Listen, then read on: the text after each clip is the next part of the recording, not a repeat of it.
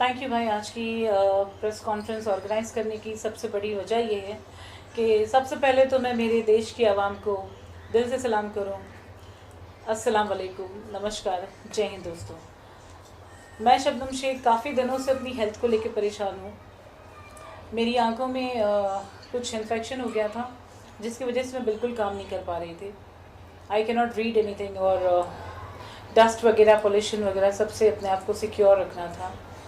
फिल्मेंट्री keratitis करके एक infection था जो मेरी आंखों में हुआ था। अल्हम्दुलिल्लाह आज सबके सामने आने की वजह ये है कि काफ़ी हद तक मेरा इन्फेक्शन क्योर हो गया है। डॉक्टर ने मुझे 3 महीना घर से बाहर निकलने के लिए मना किया है। रीज़न ये है कि इन्फेक्शन जो है वो वापस से अटैक ना करे। तो सबसे पहला रीज़न, मैं सभी से तहे दिल से माफ़ी चाहती हूँ कि मैं इतने दिनों से, क्योंकि आंखों की प्रॉब्लम थी तो ना मैं फ़ोन देख पा रही थी, ना मैं टीवी देख पा रही थी, ना मैं कोई अपडेट्स देख पा रही थी। तो काफ़ी हद तक का देश में ऐसी सारी चीज़ें चल रही हैं, शहर में ऐसी सारी चीज़ें चल रही हैं जो बहुत क्रिटिकल और बहुत निंदायक है, जो नहीं होना चाहिए, जो काफ़ी हद तक गलत है। आज मैं इस तरीके से प्रेस कॉन्फ्रेंस ऑर्गेनाइज़ करके बात करने की वजह ये है कि मैं काफ़ी ज़्यादा वक्त तो नहीं, लेकिन यस, डेली मैं मेरे घर पर ही 1 से 2 केसेस, मैक्सिमम मैं 5 अपॉइंटमेंट डेली की दे पाऊँगी ताकि मैं लोगों से मिलूँ। बट रोज़ के 25 से 50 अपॉइंटमेंट देना मेरे लिए पॉसिबल नहीं होगा। तो मेक इट वर्क। मैं डेली के 5 अपॉइंटमेंट्स जो है देने वाली हूँ। दोपहर के 3 से 6 बजे तक का टाइमिंग। जो मुझसे मिलना चाहते हैं, जिनकी वाकई में कोई मदद नहीं कर रहा है, जो बहुत प्रॉब्लम में है, बहुत डिफ़िकल्टी में, वैसे लोग मेरे पास आएँ। चाहे वो डोमेस्टिक वायलेंस का केस हो या फिर ह्यूमन राइट्स से रिलेटेड कुछ हो, या फिर वो रिहैबिलिटेशन सेंटर यानी कि नशा मुक्त करने की कोई भी ऐसी सोर्सेज जिस पे आप चाहते हैं कि आप रिहैबिलिट करें और अपने घर के मेंबर को या खुद को क्योर करें, तो आप मुझ तक पहुँचें। दैन इसके अलावा अगर मैं जैसे कि एंटी करप्शन डिपार्टमेंट से हूँ तो मैं एक चीज़ और स्पष्ट बोल दूँ कि अगर कोई अधिकारी आपका काम करने के बदले में आपसे जबरन कोई चीज़ की डिमांड करता है तो वो कानून के कंप्लीट खिलाफ है। तो इन सारी चीज़ों पे आप मुझ तक पहुंच सकते हैं, बट मेक इट मार्क। अगर बहुत ज़्यादा अर्जेंट है तो ही आप मुझसे मिलिए, वरना आप अगले 3 महीने का इंतज़ार कीजिए।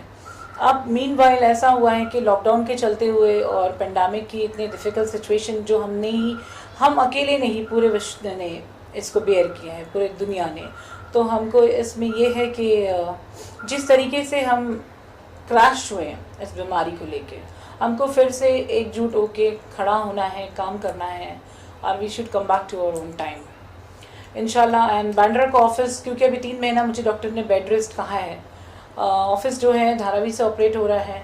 बट मैं आज फिर से एक तरीके से आपके सामने अनाउंसमेंट कर रही हूँ कि बांद्रा का ऑफिस सिर्फ 3 महीने के अंदर फिर ओपन हो जाएगा। रीज़न ये है कि मुझे पता है कि लोग इतने दूर दराज से आते हैं और उनको अपनी प्रॉब्लम्स का सलूशन चाहिए होता है जो कहीं नहीं मिलता, तब वो मुझ तक पहुँचते हैं। वकील हज़ार है, डॉक्टर्स हज़ार हैं, हर चीज़ में आप गवर्नमेंट ऑफिशियल्स बोलो, NGOs बोलो, सब हज़ारों हज़ारों किस्म के बेस्ट टू बेस्ट डील हैं। बट कहते हैं ना, हर किसी के पास कुछ ना कुछ स्पेशल होता है, किसी ना किसी के पास कुछ स्पेशल USP पावर्स होते हैं।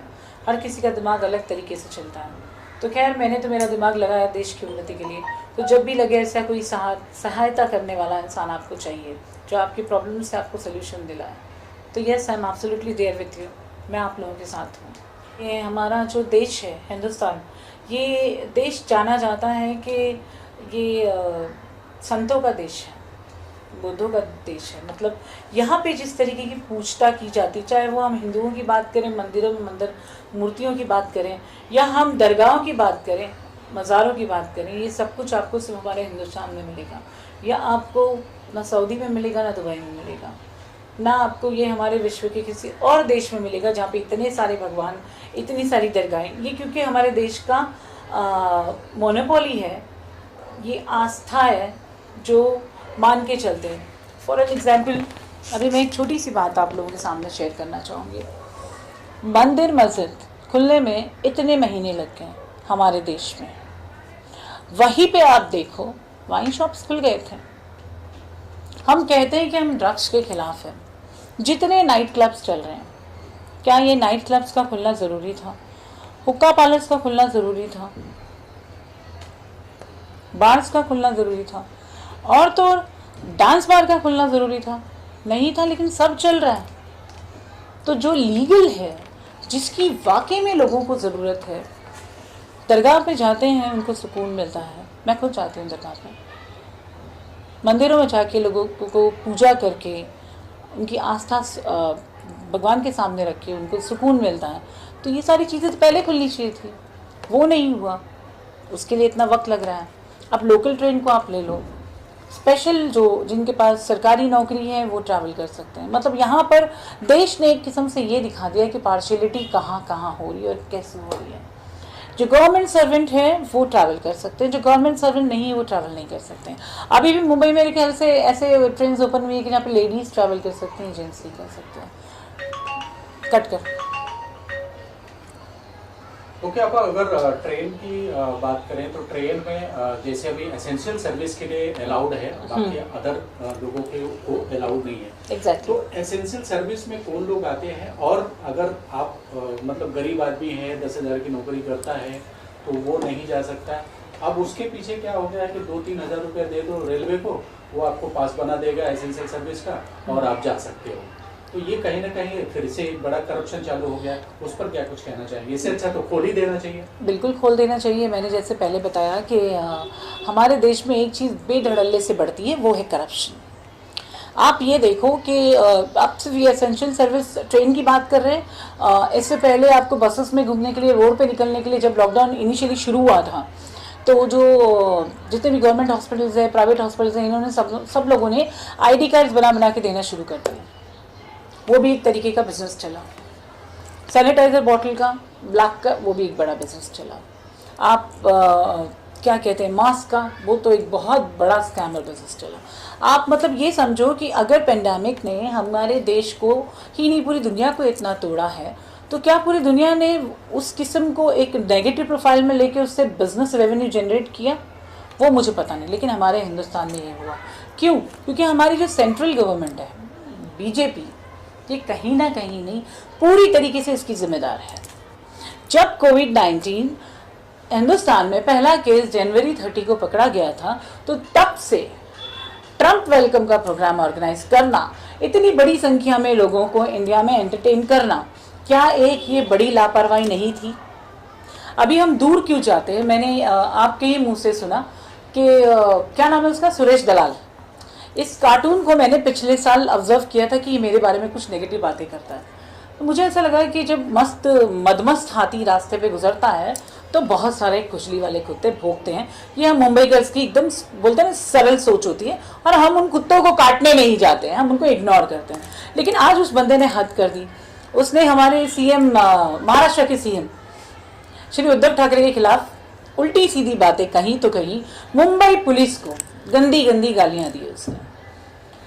अब मैं फिर आज फिर एक ऐलान करती हूँ कि मैं सुरेश दलाल के ऊपर केस बनाने चाह रही हूँ। अब इसके ऊपर सेंट्रल गवर्नमेंट कितना बड़ा रोक लगाएगी ये देखना है, क्योंकि सेम चीज़ मैंने कंगना रनावत के केस में कही थी, जो कि FIR अब तक का फाइल नहीं हुई है। एप्लीकेशन अभी तक का पेंडिंग पड़ी है धारावी पुलिस स्टेशन में। पता नहीं किस तरीके का वेट किया जा रहा है। मतलब कोई देश के खिलाफ, आपके शासन के खिलाफ कुछ भी करे, अगर आप आवाज़ नहीं उठाते उसके लिए, तो ये समझ जाना कि कल को कोई आपके भी खिलाफ कुछ भी करेगा तो आप तब भी कुछ नहीं कर पाओगे। जब तक आप खुद की मदद खुद नहीं करोगे तो आप जिंदगी में कुछ नहीं करने वाले। ये चीज़ एकदम क्लियर है। देखिए, मैंने फिर जो पहले कहा था वो बात को फिर रिपीट करूँगी। ये लोकतंत्र देश है, इसको लोग चलाते हैं। यहाँ पे किंगडम नहीं, किसी राजा का राज नहीं चलता है। लोगों को क्या लगता है, लोग मेजॉरिटी में क्या बोल रहे हैं, उनको सुनना इस देश के कानून का काम है। पेंडेमिक जैसी इतनी डिफिकल्ट सिचुएशन में हर किसी ने, अरे लोगों के घर के खाने के वांदे हो गए, लोगों के रेंट भरने के वांदे हो गए, इलेक्ट्रिसिटी बिल भरने के वांदे हो गए, यहाँ तक कि लोगों की गाड़ियों की बैंड बज गई। जिनके पास 10-10 गाड़ी थी, आज वो एक सिंगल गाड़ी पे आके खड़े हो गए। इतना मुश्किल का समय, अगर गवर्नमेंट कम से कम जो बिजली का बिल जो कि उनके हाथ में है वो माफ़ नहीं करवा सकती, तो ऐसी गवर्नमेंट की ज़रूरत हिंदुस्तान को नहीं है। हिंदुस्तान को वैसी गवर्नमेंट चाहिए जो गरीबों के बारे में सोचे, गरीबों के लिए सोचे, ना कि गरीबों को दबाने के बारे में सोचे। अगर देखो मुझे एक बात बताओ, अगर अर्नब गोस्वामी के ऊपर जो केस हुआ है उसमें सामने वाले को उसने इतना प्रेशराइज किया कि उसने सुसाइड अटेम्प्ट किया, करेक्ट? तो अगर हमारा देश का कानून इस तरीके से जबरन उनको बिल भरने पे मजबूर करता है, खुदा ना खास्ता जो गरीब लोग हैं उन्होंने प्रेशर में आके खुद को कुछ किया। डिप्रेशन एक ऐसी चीज़ है, मैं खुद एक डिप्रेशन की बड़ी शिकार हूँ। डिप्रेशन इंसान को बर्दाश्त नहीं होता है और हर किसी की हिम्मत नहीं होती है कि डिफ़िकल्ट सिचुएशन में वो अपने हाथ पैर मार ले। वो बोलते हैं ना समुद्र के में तूफान के वक्त वो तैर ले और वो जीत ले, हर किसी के बस की बात नहीं होती। तो जो मिडिल क्लास के लोग हैं, जो छोटे तबके के लोग हैं, जिनको रोज़मर्रा कमा के खाना है, तो उनके लिए तो बहुत बड़ी समस्या है। और अगर इसके हिसाब से देश का कानून साथ नहीं देगा तो वायलेंस ही बढ़ेगी। ऐसे देश के कानून में चेंजेस होनी चाहिए। कुछ नहीं तो कम से कम सरकार बदलना चाहिए। कुछ नहीं कर सकती जनता, सरकार तो बदल सकती है, ये तो अपने हाथ में। वोट देना तो आज भी जनता के हाथ में है। अगर गवर्नमेंट हमारे लिए इतना नहीं कर सकती तो गवर्नमेंट को बदल दो, री इलेक्शन कराओ। री इलेक्शन होने के बाद में जो डिसीजन होगा उसके हिसाब से लाइट का बिल पे किया जाएगा। करो री इलेक्शन, उठाओ पूरे देश की जनता आवाज़ कि री इलेक्शन होना चाहिए। पेंडेमिक में आप नौकरियां नहीं दिला पा रहे, जो नौकरियां जिनके पास थी उनकी छूट गई, 50% छूट गई। मैं मेरे खुद के स्टाफ को 60-70% 60% यही सैलरी दे रही हूँ मैं, जब से लॉकडाउन हुआ जब से अब तक, क्योंकि हम किसी को भी निकाल नहीं सकते हैं। लेकिन वो इनकम ही नहीं है, रेवेन्यू नहीं है। इनकम तो दूर की बात है, रेवेन्यू मेंटेनेंस बेयर नहीं हो पा रहा है। कल किसी पुलिस कर्मचारी ने मेरे पीए को पूछा कि मैडम को फंडिंग कहाँ से मिलती है। मैं मेरे ट्रस्ट के अकाउंट डिटेल्स डाल रही हूँ। प्लीज़ यार, इन सवालों से मैं तंग आ गई हूँ। वाकई में अगर दुनिया में, देश में लोग दान करने का दिल रखते हैं, जो सोचते हैं कि गरीबों की मदद करना है, हमको अपना ज़कात फितरा सदका निकालना चाहिए, मुसलमानों की बात कर रही हूँ, जो बाकी वर्ल्ड वाइड जो डोनेशन पे बिलीव करते हैं, मैं अपना अकाउंट नंबर शेयर करने वाली हूँ, चेक कर लेना उसमें कितने रुपए हैं। और प्लीज़ अगर वाकई में आप अच्छे इंसान हो जो डोनेट करने का सोचते हो और आप अच्छे पुलिस कर्मचारी हो, भले ही आपकी पगार 35,000 हो, कुछ नहीं 3500 रुपया साल में एक बार तो भी डोनेट करो। हमारे मुंबई में जितने कर्मचारी हैं पुलिस के, हिंदुस्तान में जितने कर्मचारी हैं, अगर वो अपनी पर मंथ सैलरी का 5% भी साल में एक बार हेल्थ केयर फाउंडेशन को डोनेट करेंगे तो वाकई में हेल्थ केयर फाउंडेशन को लेकर मैं हिंदुस्तान के हर एक कोने में तकलीफ दूर करने का काम बिना किसी के डर के और बिना किसी झिझक के कंप्लीट करूँगी। देखिए, अर्नब को मैं पर्सनली नहीं जानती और ना मैंने कभी उसके इंटरव्यूज़ को देखा है, लेकिन मैंने एक दो बाइट्स को स्क्रोल करते हुए देखा। इट्स ऑलवेज मैटर, ये आपकी ज़बान है, ये आपकी ज़बान है जो आपको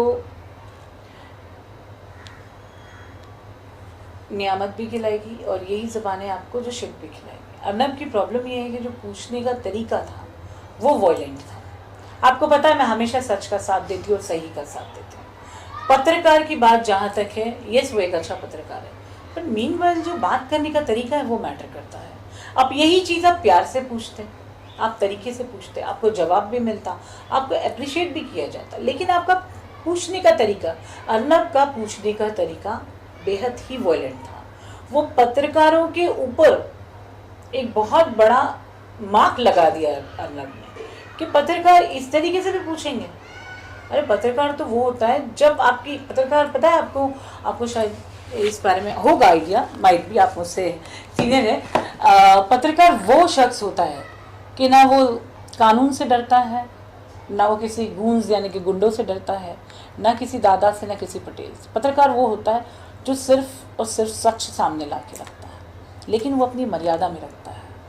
उसका तरीका होता है रखने का, उसका जो क्वालिटी ऑफ पॉलिशनेस होता है, उसी को पत्रकारिता कहते हैं। तो अर्नब के केस में हाँ ये एक चीज़ है कि जिस तरीके से उसके घर में से घुस के उसे निकाला गया, किसी के ऊपर वायलेंट होना वाजिब नहीं है, गलत है। पुलिस को बिल्कुल अधिकार नहीं है कि आप किसी के साथ वायलेंट हो। जिस तरीके से जबरन खींचा गया है, that wasn't a right way, it is wrong. कानूनी कार्रवाई ठीक है, जो केस हुआ है वो कितना सच है कितना गलत है ये तो कोर्ट में साबित होगा। सिर्फ एफआईआर बन जाने से सामने वाला कसूरवार नहीं हो जाता। एफआईआर बनाना तो आज की तारीख में बहुत आसान हो गया, इट्स वेरी इजी। लेकिन हकीकत में क्या सच है वो तो कोर्ट ही डिसीजन लेगी।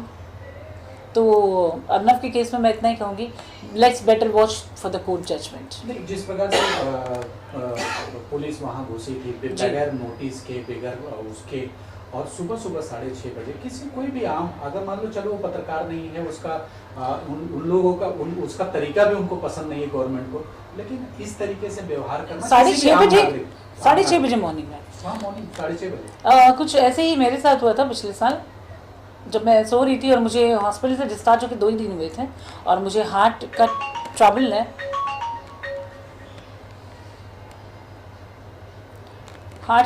है, और हॉस्पिटल से डिस्चार्ज होकर मुझे 2 ही दिन हुआ था, मुझे अटैक आया था, उसके 2 दिन के बाद की बात है। तो मेरे साथ भी कुछ ऐसे ही किया कि बस ये है कि थोड़ा बहुत अच्छा पोलाइट उन्होंने बिहेव किया और बड़े प्यार से कहा कि मैडम आपका मेडिकल पहले हम करा के देखेंगे, अनफिट रहा तो हम आपको अरेस्ट नहीं करेंगे। ये भाजपा गवर्नमेंट को मैं शुक्रिया अदा करना चाहूँगी इस चीज़ का कि लेके जाके इन्होंने मुझे पता नहीं किस तरीके से कैसे जे हॉस्पिटल में एडमिट किया और शायद मेरा बाईपास सर्जरी करके मुझे ऊपर भेजने की प्लानिंग भी कर चुके थे। ये तो लोगों की दुआएं हैं, ऊपर वाले का साथ है और करम है कि मुझे कुछ हुआ नहीं। बाकी आपको मैं एक बात कह देती हूँ, जब तक आप कुर्सी के इस तरफ हो, आप जब तक यहाँ बैठे हो, आपका बोलने के स्टाइल अलग होता है, आपका सोचने का तरीका अलग होता है, आपका परफॉर्मेंस अलग होता है। जब भी ये जो कानून के ठेकेदार बैठे हैं, जो बिकते हैं कौड़ियों के भाव पे, इनके जाल में आप फंसे तो आप टेबल के इस तरफ से सीधा उस तरफ हो जाते हैं और वो खेलते हैं आपके साथ वो गेम,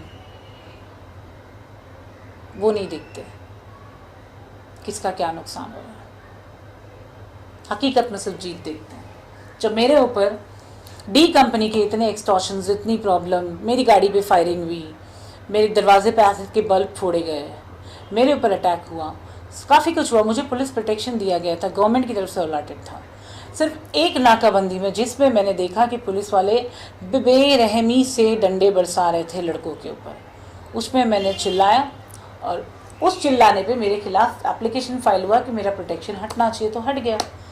लेकिन आज अगर मेरी जान को कोई खतरा है और मुझे कुछ होता है तो इसका जिम्मेदार कौन, बताओ मैं? हमारी महाशय गवर्नमेंट, यही होगी ना जिम्मेदार। वेल, बातें करूँगी तो मैं बिल्कुल ख़त्म नहीं करूँगी।